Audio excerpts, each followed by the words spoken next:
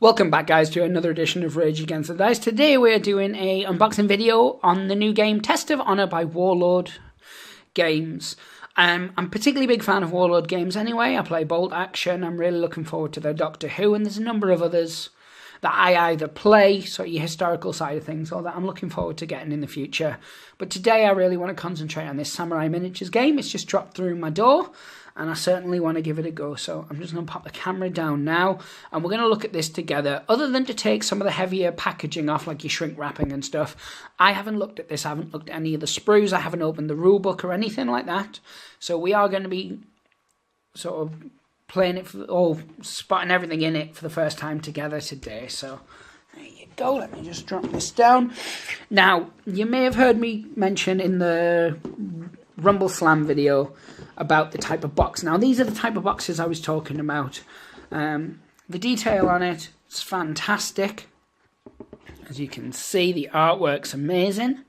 And on top of that, I find it's one of those boxes, because it slides up and down, you're less likely to tear it than you are sort of the Rumbleslam box.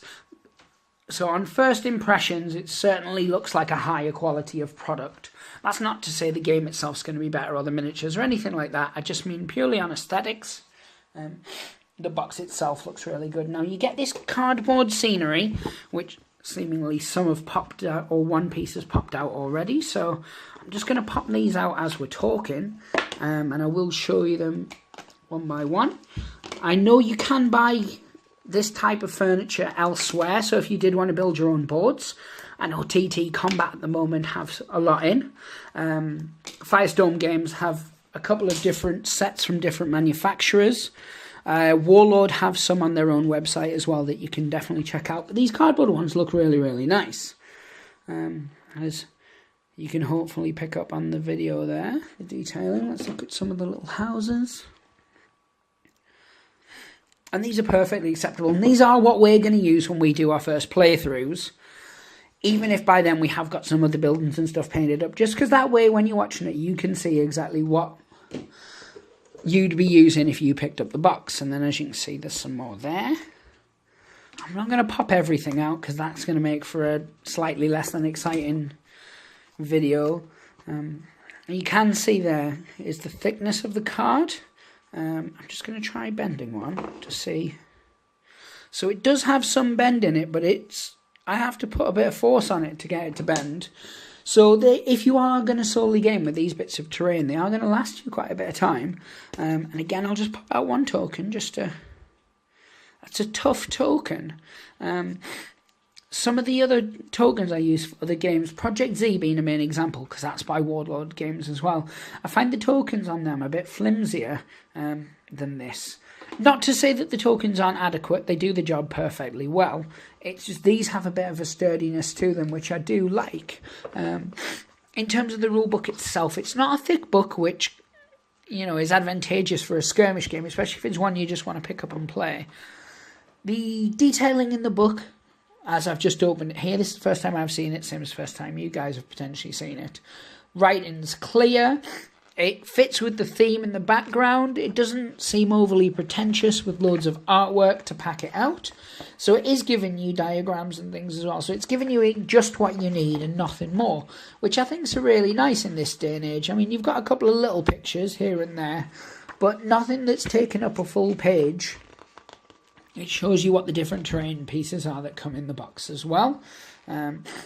So you can identify them. So you've got there straight away barrier, a narrow obstacle such as a wall, fence or hedge. Models can be placed on either side but not on top. Barriers do block line of sight. Crossing a barrier reduces a movement by 3. No, by 1. I'm absolutely blind. That'll teach me to try and read it through the lens of the camera. But yeah, so you can easily identify what things are. You also get a little battle guide and how to build the models themselves. And that's what we really want to look at, is the models and the sprues and things like that. And again, much like with the other stuff we've talked about, we will be putting things on our Instagram. We do put stuff on our Twitter and on Facebook. What I would suggest is you go on Facebook and you do join if it's a game that interests you, the Test of Honor website, Facebook group. Great bunch of guys, always really helpful. A lot of them know quite a bit about that time period as well. So if you want to know what colours maybe someone would have had or what goes with what, you know, thematically, certainly that's going to be a place that's going to help you. When we do paint stuff, they tend to be the kind of places we post them as well. So you'll be able to see that. But anyway, we'll move on to the cards now. You'll see straight away on the back that there's different styles of cards, and with not reading the rules, I don't know the difference between what they are. I can't wait to find out and then do some how-to videos to show you guys as well. You can see on the back there. Now, with regards to the cards, they are quite flimsy, but you do get a lot of them, so, you know, it's kind of a swings and roundabouts thing. Maybe it would have pushed the price up a little bit if the cards were a bit thicker, I'm not sure. But they're good cards, they're good quality. They don't feel like they're going to get, you know, dog-eared and stuff when you're shuffling them as easily as some of the others. But they're definitely not as thick as, say, a Magic the Gathering card or a Pokemon card. Now, one of the things, if you've watched previous videos, you'll know that I do quite like, is thematic and pictured dice. You can see there the dice. They're sort of about a bit bigger than the Games Workshop dice, a bit smaller than a lot of other dice, but they feel quite nice in the hand in terms of they don't feel weighty or pointy, they don't feel too lightly. You know, you don't know they're there. If you ever held really light dice, you probably know what I mean. If not, you're thinking, what a weirdo, why does it matter? Either way you think is perfectly acceptable.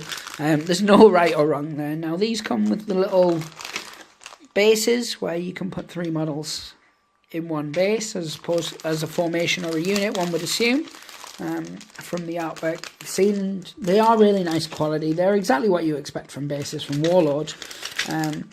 They're that Games Workshop style as well, so they're not lipped.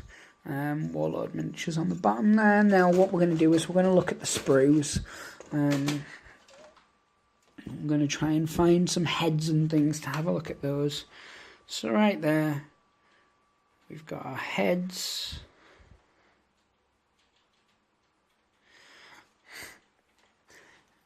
Again, if you play bolt action or anything like that, you'll certainly recognise the type of sprues. You'll feel that the quality is just as good as it always is. Their plastics are beautiful. Go some sort of legs. They are multi-part though.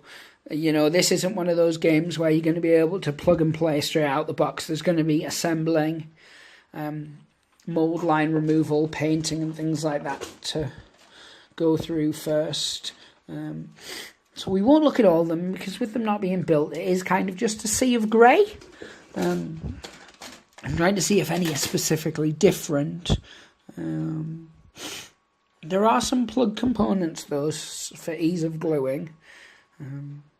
But yeah, on the whole, as opposed to sort of some of your board games or your Rumbleslam that we have covered in the past, there's going to be a lot more required to putting these together. It's going to feel very much like an old Games Workshop type of game where you'd get your 40k 3rd edition home and then you'd have to build everything up and then you'd have to read your rule book and stuff before you could get going. But yes, so that's the game in itself. I can't wait to get some miniatures put together. I'll definitely do a second video showing you some of the models once they're all put together, even if for no other reason than just so you can see what they look at like, because they're beautiful, beautiful models from the stuff that I've seen online. I will leave that there for today though, because everything's on sprues. There isn't a great deal more that I can show you. So all I'm going to say is thank you very much for watching the video. Please click subscribe and like so you can see more from us in the future. If you do want to see anything specific with Test of Honor, any miniatures you want to see put together first, let us know in the comments below. We will get those built up first and we'll get them either on our Instagram or we'll get them, you know, up elsewhere so people can see them. Other than that, thank you very much for your time once again. And as always, pray to the dice gods and hope they smile upon you. Take care, guys. Bye.